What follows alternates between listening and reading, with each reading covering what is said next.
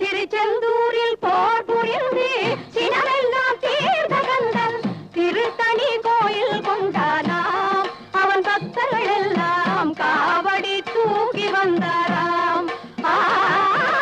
திருச்செந்தூரில் போர் புரிந்து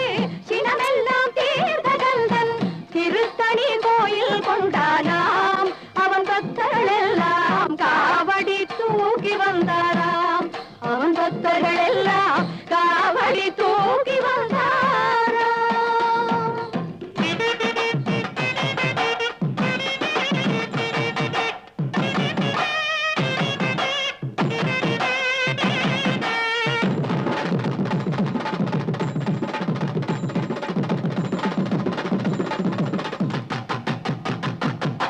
வரிசை வரிசை என அழகு காவடிகள் தணிகை வேலன் அவன்